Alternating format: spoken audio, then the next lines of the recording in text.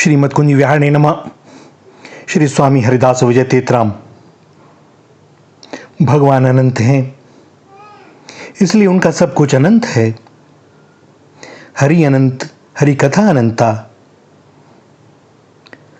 उनका प्रेम भी अनंत है। और इसीलिए जो भी संत महात्मा उनकी कोई भी रसमयी वार्ता करते हैं, कोई लीला सुनाते हैं, संभव है वह शास्त्रों में ना हो, किंतु वह है, क्योंकि हरि अनंत, हरि कथा अनंता। और सारी कथाएं तो उन्हीं की हैं।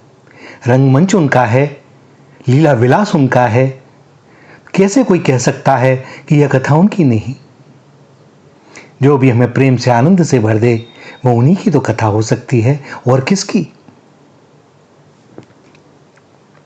और इसीलिए प्रेम में अनंत रस होता है। अनंत रस का अर्थ है कि प्रेम प्रतिक्षण वर्धमान है। प्रतिक्षण वर्धमान होने के कारण प्रेम में विरह और मिलन दोनों का होना आवश्यक है। ऐसा समझ लीजिए कि प्रेम की नदी है और उसका एक तट है विरह और एक है मिलन। एक तरंग यहां से उठती है और उठकर वहां तक जाती है, और फिर वहां से एक तरंग आती है और इस तट तक को छूती है, और दोनों विभोर हो जाते हैं। और दोनों के अंदर ही प्रेम ही छिपा हुआ है, उसके अलावा कुछ है नहीं। प्रेम में विरह और मिलन दोनों का होना आवश्यक है, क्योंकि विरह के बिना रस की वृद्धि नहीं होती और मिलन के बिना रस की अनुभूति नहीं होती, उसका आस्वादन नहीं होता।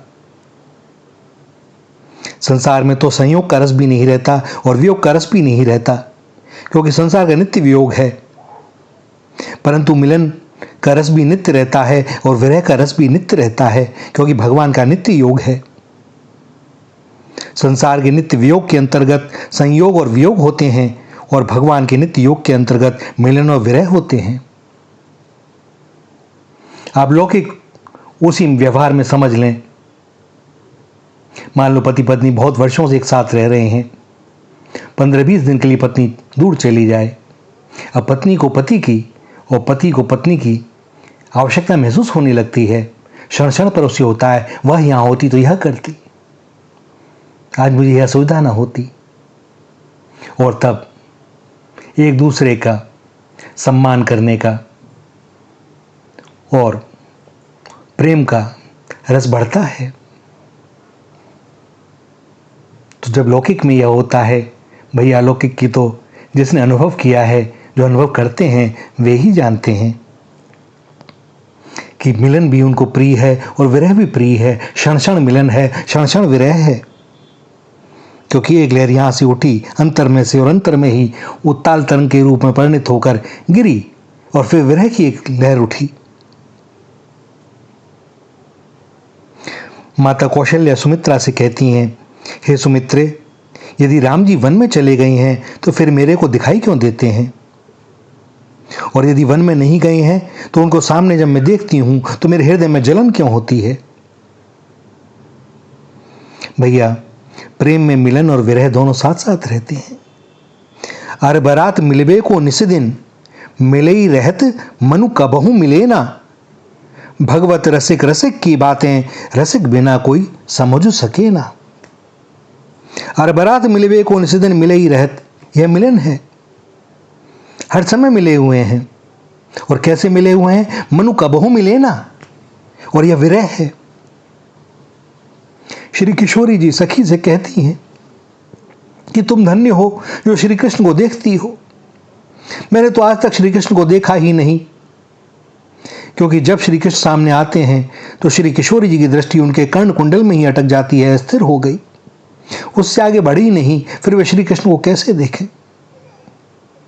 भगवान का मिलन और विरह दोनों नित्य हैं, अनिवर्चनीय हैं, दिव्य हैं, जिनसे प्रेम प्रतिक्षण वर्धमान होता है। मिलन में प्रेमी को अपने में प्रेम की कमी मालूम होती है कि जैसे भगवान है वैसा भगवान के लायक मेरे पास प्रेम नहीं है। और विरह में प्रेमी को कभी प्रेमास्पद की विस्मृति नहीं होती, वरन निरंतर स्मृति बनी रहती है। यह मिलन और विरह दोनों भगवान ही देते हैं, और ये दोनों भगवत स्वरूप ही होते हैं। वे विरह इसलिए देते हैं कि भक्त अपने में प्रेम की कमी का अनुभव कर सके। और कमी का अनुभव होने से उसका प्रेम और बढ़े। और वे मिलन इसलिए देते हैं कि भक्त उस प्रेम का अनुभव भी करे, आस्वादन भी करे। भक्त का भगवान में दास से सख्य, वात्सल्य, माधुर्य कोई भी भाव हो, भक्त की अपनी कोई अलग सत्ता नहीं होती, क्योंकि प्रेम में भक्त और भगवान एक होकर दो होते हैं और दो होकर भी एक रहते हैं। इसलिए प्रेमी और प्रेमास्पद दोनों में कभी सेवक स्वामी हो जाता है और कभी स्वामी सेवक बन जाता है। भगवान शंकर के लिए भी कहा है, सेवक स्वामी सखा सिय पी के। कभी भगवान भक्त के इष्ट बन जाते हैं तो कभी भक्त भगवान का इष्ट बन जाता है। कभी श्री कृष्ण राधा बन जाते हैं और कभी श्री राधा जी श्री कृष्ण बन जाती हैं। ज्ञान का अखंड रस तो शांत है, पर प्रेम का अनंत रस प्रतिक्षण वर्धमान है। प्रतिक्षण वर्धमान कहने का अर्थ यह भी नहीं कि प्रेम में कोई कमी रहती है और उस कमी की पूर्ति के लिए वह बढ़ता है। वास्तव में प्रेम कम या अधिक नहीं होता। जिस प्रकार समुद्र भीतर से शांत रहता है पर बाहर से उस पर लहरें उठती हैं और चंद्रमा को देखकर उसमें ज्वार भाटे की उछाल भी आती हैं, परंतु लहरें कितनी भी उठें, समुद्र का जल ज़्यादा और कम नहीं होता, उतने का उतना ही रहता है। इसी प्रकार प्रेम के अनंत रस में लहरें उठती हैं, उत्ताल तरंगें उठती हैं, लहर पर लहर आती है, पर वह कम या ज़्यादा नहीं होती। जब प्रेम शांत रहता है तब प्रेमी और प्रेमास्पद अभिन्न हो जाते हैं, और जब प्रेम में तरंगें उठती हैं तब प्रेमी और प्रेमास्पद दो हो जाते हैं। पानी का बुलबुला भी पानी का ही तो। प्रेमी और प्रेमास्पद एक होते हुए भी दो होते हैं, यह विरह है, और दो होकर भी एक हो जाते हैं, यह मिलन है। इसी प्रकार प्रतिक्षण वर्धमान प्रेम रस का ही नाम रास है। किसी को प्यास लगी हो, जिसकी प्यास कभी बुझे नहीं और जल भी कभी घटे नहीं और उसका तृप्ति भी कभी हो नहीं, तो ऐसी स्थिति में जल के प्रत्येक घूंट में नित्य नया रस मिलता है। इसी तरह प्रेम में भी श्री कृष्ण को देखकर श्री राधा किशोरी जी को और श्री किशोरी जी को देखकर श्री कृष्ण को नित्य नया रस मिलता है, और उन दोनों के रस का अनुभव गोपियां करती हैं।